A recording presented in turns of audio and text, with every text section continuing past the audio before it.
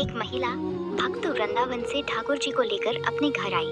तभी बाहर से गोलू घर के अंदर आया और माँ से पूछने लगा, माँ ये कौन है? माँ ने जवाब दिया, ये भगवान है और यही हमारे मालिक हैं। इसके बाद घर में जब भी कोई नई चीज बनती सबसे पहले ठाकुर जी को भोग लगाया जाता। पहले ये सब चीजें गोलू को सबसे पहले मिलती थी, इसलिए वो बहुत चिढ़ने लगा और मन ही मन ठाकुर जी को कोसने लगा। एक दिन गोलू की माँ काम पर जाते समय बोली, गोलू यमुना जी से मटके में जल भर कर लाना। जब गोलू पानी भरने जाने लगा तो जाते जाते ठाकुर जी से कहने लगा, खाने के लिए तो सबसे पहले तैयार रहते हो, लेकिन काम तो मुझे ही करना पड़ता है। अगर यहाँ रहना है तो काम करो। ये कहकर गोलू यमुना जी से जल भरने चल पड़ा। जब गोलू यमुना जी में जल भरने लगा तो उसने देखा कि यमुना जी के अंदर ठाकुर जी विराजमान हैं और कह रहे हैं, ला गोलू घड़ा हम भर देते हैं। गोलू उन्हें देखकर हैरान हो गया और बोला, नहीं नहीं, मैं अपने आप भर लूंगा। लेकिन ठाकुर जी ने उसके हाथ से घड़ा ले लिया और उसे भरकर घर ले आए।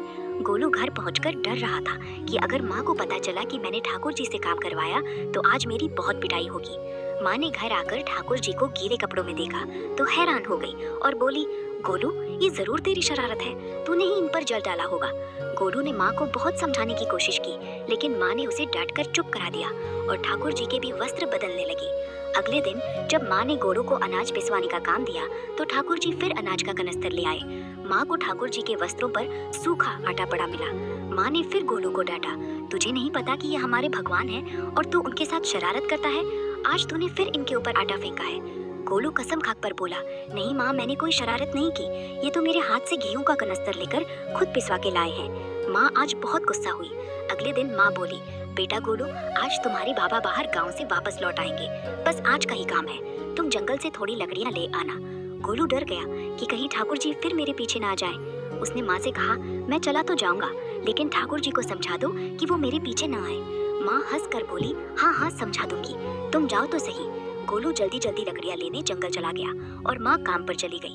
लेकिन उस दिन माँ काम से जल्दी लौट आई और देखा कि बिहारी जी अपनी चौकी पर विराजमान नहीं है। वो घबरा गई कि कहीं गोलू की शरारत तो नहीं।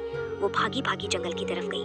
तभी उसने देखा कि गोलू के साथ एक इंसान लकड़ियां लेकर घर आ रहा है। गोलू की माँ ये देखकर हैरान हो गई कि ये तो ठाकुर जी है। वो बोली, ये क्या, हमारे भगवान हमारा काम कर रहे हैं? इसका मतलब गोलू ठीक कह रहा है।